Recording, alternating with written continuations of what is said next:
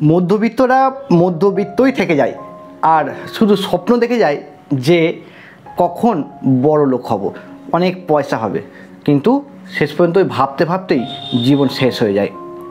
তো মধ্যবিত্ত কেন বড় লোক হতে পারে না, তার কয়েকটা কারণ যা আমি দেখেছি, আমার বিশ্লেষণে যা মনে পড়েছে আপনাদের জানাবো। যদি সেগুলোকে ফলো করতে পারেন তাহলে অনেকটা এই বেড়াজাল গণ্ডি থেকে কিন্তু বেরিয়ে চলে আসতে পারবেন। আমি শুভ, গো অ্যাহেড বাংলার নতুন একটি পর্বে আপনাদেরকে অনেক স্বাগত জানাই। তো দেখুন, মধ্যবিত্তদের না আমাদের মধ্যবিত্তদের মধ্যে না কতগুলো এমন স্বভাব আছে যেগুলো আমাদেরকে আঁকড়ে ধরে আছে। আমরা এর এই গণ্ডির বেড়াজাল থেকে বেরোতেই পারি না। তো দেখুন, প্রথম হচ্ছে কি, রিস্ক নেবার ক্ষমতা। আমাদের রিস্ক নেওয়ার ক্ষমতা একদম খুব কম। যারা মধ্যবিত্ত দেখবেন কোনো একটা কিছু করার আগে 10 বার চিন্তা করে যে না বাবা থাক, করব না, আবার যদি না হয় বাই চান্স তখন কি হবে।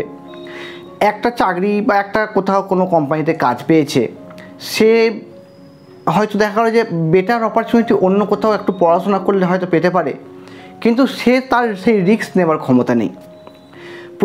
প্রত্যেকের নিজের জীবন দিয়ে বুঝতে পারবেন যে আমরা রিস্ক কিন্তু নিতে পারি না। এইটা কি কেন? কারণ আমাদের মধ্যে সেই রিস্ক নেওয়ার ক্ষমতাটাই জন্মায়নি। আমরা ছোট থেকে আমাদের চারপাশের পরিবেশ, আমরা সেই রিস্ক নেওয়ার ক্ষমতাটা দেখিয়ে বেরোয়নি। কোনো ব্যবসায় টাকা লাগানোর দরকার আছে, তো একটু তো রিস্ক নিতেই হবে। রিস্ক যত নেওয়া হবে না, হ্যাঁ লসও হতে পারে, কিন্তু রিস্ক না নিলে তো কী করে গেইন হবে বলুন তো? তো রিস্ক নিতেই হবে। যে পরীক্ষায় দেয় তার পাস করারও চান্স আছে, আবার ফেল করারও চান্স আছে, কিন্তু যে পরীক্ষা দেয়ই না তার তো পাস করার চান্সই নেই। সেই কারণের জন্য রিস্ক নেওয়ার ক্ষমতাটা অর্জন করতে হবে। যদি ব্যবসার ক্ষেত্রে হয়, নিজের যে ক্ষমতা তার 30%, আমার মতে তার 30% আপনারা কাজে লাগান, ব্যবসা কাজে লাগান। যদি ইএমআই দিয়ে হয় তাহলে এমন একটা ইএমআই সেট করুন যেটা আপনার ইনকামের 30% হবে। বাই চান্স যদি লস হয় তাহলে আপনি রিকভার করতে পারবেন, 90% টাকা দিয়ে দেবেন না কিন্তু। তাহলে প্রথম আমাদের যেটা ভুল সেটা হচ্ছে আমরা রিস্ক নেওয়ার ক্ষমতাটা অর্জন করতেই পারি না। বড় বড় বিজনেসরা আজকে বড় লোক হয়েছে কিসের জন্য? প্রত্যেকে কিন্তু রিস্ক নিয়ে কিন্তু আজকে এই জায়গায় পৌঁছে গেছে। Next, lack of confidence. আমাদের মধ্যবিত্তদের মধ্যে না কনফিডেন্সের বড়ই অভাব। আমাদের মধ্যে কনফিডেন্সই নেই যে আমি এই পরীক্ষাটায় বসলে চাকরি পেতে পারি, আমি এই ব্যবসাটা শুরু করলে আমি উন্নতি করবই, বা আমাকে করার চেষ্টা করতেই হবে, এই কনফিডেন্সটাই নেই। একটা কোম্পানিতে ছোটোখাটো কাজ পেয়েছি, এতেই বাবা সন্তুষ্ট, আমার এতেই একটু কম সম করে যা হোক করে পকেটে টান দিয়ে চালিয়ে দেবো, আর দরকার কী আছে বাবা থাক। কনফিডেন্সই নেই। কনফিডেন্স না থাকলে এগিয়ে যাবেন কি করে? যদি নিজের ওপর নিজেকেই যদি আপনি না বোঝেন তাহলে আপনি আর কি করবেন? সেই কারণে কনফিডেন্সের সাথে আপনাকে কিন্তু কাজে এগিয়ে যেতে হবে, যে কোনো কাজে। নেক্সট, লোকে কি ভাববে। আমাদের মধ্যবিত্তদের মধ্যে একটা খুব খারাপ স্বভাব আছে, লোকে যদি এই ভাবে, লোকে যদি এই বলে, না বাবা ও দেখছে, বিভিন্ন রকমের একটা মানসিক একটা দ্বন্দ্ব। ছোটো থেকে এইভাবেই আমাদেরকে বড় করা হয়েছে। আমাদের মা বাবারাও দেখবেন সবাই বলে যে এই ও কিন্তু এই বলবে, লোকে কি বলে বলতো। এইভাবেই কিন্তু আমরা বড় হয়েছি। খুব বাজে অভ্যাস। এই লোকে কি বলবে এইটা মন থেকে আমাদের ত্যাগ না করতে পারলে খুব সমস্যা। কারণ যে কোনো কাজ, আমি তো জানি না যে সেই কাজটা আমাদের হবে কি আদৌ হবে না, কিন্তু আমি চেষ্টা করব কি, তার আগেই তো যে লোকে কি বলবে, যে তুই একটা এত বড় ঘরের ছেলে, তোর বাবা এই, তুই করছিস এই কাজ, আরে বাবা করতে তো কী হয়েছে, আমাকে তো আমার জীবনটা বুঝতে হবে না, আমি তো চুরি করিনি। এই জিনিসগুলো না আমাদের মধ্যে খুব আঁকড়ে ধরে আছে, ছোট থেকেই। যে কোনো কাজকে ভালো করে করতে হবে, যে কোনো কাজকে লক্ষ্য স্থির রেখে চেষ্টা করতে হবে, আমাকে এটা করবই। এটা আমাকে করতেই হবে এই টেন্ডেন্সিতে এগোতে হবে। যদি ভাবেন যে যদি না হয় লোকে কী বলবে, তাহলে তো খুব মুশকিল, কিছু করতে পারবেন না। তাই জন্য খেয়াল রাখবেন, কখনো লোকের চিন্তা করবেন না। কেউ আপনাকে এসে খাইয়ে যাবেন না, কেউ আপনাকে আপনার অসময়ে 1 পয়সা দিয়ে যাবে না। তাই লোককে গুলি মারুন, নিজের কর্মে মানে নিজের কনফিডেন্সের সাথে এগিয়ে চলুন। দেখবেন আপনি যে পজিশনে আছেন না, অনেক এগিয়ে যাবেন। মানসিকতা তৈরি করুন, আগামী প্রজন্মের মধ্যেও এই মানসিকতা সঞ্চার করুন। খুব বাজে মানসিকতার মধ্যে আমরা বিরাজ করছি এখন। নেক্সট, অল্পতেই সন্তুষ্ট। ছোটো থেকেই আমাদের মধ্যবিত্ত বাড়িতে শেখানো হয় যে সব সময় অল্পতেই সন্তুষ্ট থাকবি, সব সময় না একটুতেই খুশি হবি। একটুতেই খুশি হওয়া উচিত।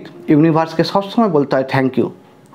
তা বলে এই নয় যে আমি নতুন পথে এগিয়ে যাব না, বড় উঁচু লক্ষ্যের দিকে তাকাবো না। যত উঁচু লক্ষ্যের দিকে তাকাবেন না, যদি 100%ও না হয় 75% এগোতে পারবেন, খুব খারাপ হলেও 50% এগোতে পারবেন। জিরোতে তো দাঁড়িয়ে থাকবেন না। তাই জন্য লক্ষ্য সবসময় উঁচু করবেন।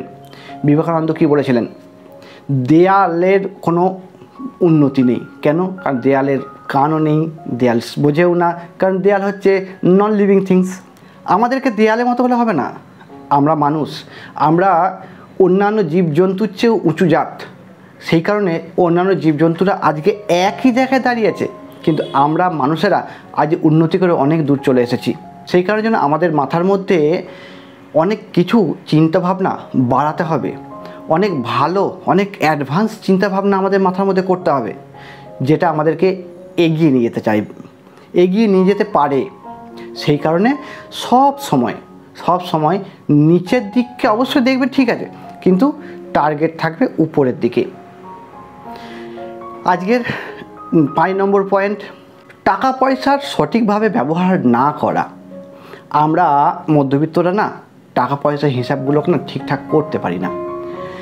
আজকে যদি কোনো মধ্যবিত্ত বাড়ির মানুষের কাছে 1,00,000-2 টাকা আসে না, কোনো রকমভাবে কেউ দিল বা কিছু, যে রকমভাবে, আমি এক্সাম্পল স্বরূপ বলছি, কী করবেন? একটা মোবাইল কিনে নেবেন, একটা গাড়ি কিনে নেবেন, এই হয় 2 লাখ টাকা শেষ। বা আর যদি টুকটাক লোন ফোন বাকি থাকে টুকটাক দিয়ে দেবেন, ব্যাস হয়ে গেল। কিন্তু যারা বিজনেসম্যান, তারা এই 2 লাখ টাকাটাকে বিজনেসে খাটিয়ে সেখান থেকে যে ইনকামটা করবে, সেই ইনকামের ওপর বাকি কাজগুলো করবে। আশা করি পার্থক্যটা বুঝতে পারছেন। তো আমরা গোড়া থেকেই আমাদের এই বুদ্ধিটা নেই যে টাকা পয়সার ব্যবহারটা আমরা কিভাবে করব। তো সব সময় চিন্তা করতে হবে প্যাসিভ ইনকামের। অ্যাক্টিভ ইনকাম তো আপনি যা যা করছেন। অ্যাক্টিভ ইনকাম কোনটাকে বলে? যেটা করে আপনার সংসার চলছে, আপনার কিছু অর্থ ইনকাম হচ্ছে, সেটা হচ্ছে অ্যাক্টিভ ইনকাম। আর প্যাসিভ ইনকাম কি? আপনার অর্থ কিন্তু ঠিক আছে, তার থেকে যেটা ইন্টারেস্ট পাচ্ছেন সেটা হচ্ছে প্যাসিভ ইনকাম। চেষ্টা করতে হবে সবসময় প্যাসিভ ইনকাম যাতে আপনাদের ক্রিয়েট হয়, প্যাসিভ ইনকাম যাতে আপনাদের বাড়ে, সেইটা সব সময় চেষ্টা করতে হবে। তো তার জন্য প্রথম দিকে কিছু পয়সা আপনাদেরকে জমাতে হবে। একটা অ্যামাউন্ট পর্যন্ত জমানোর পর আপনি সেই প্যাসিভ ইনকামটা করতে পারবেন এবং সেখান থেকে আপনি খরচাপাতি ইন্টারেস্টের পয়সাতেই করতে পারবেন। সেটা সুন্দর করে প্ল্যানিং করতে হবে আপনাদেরকে।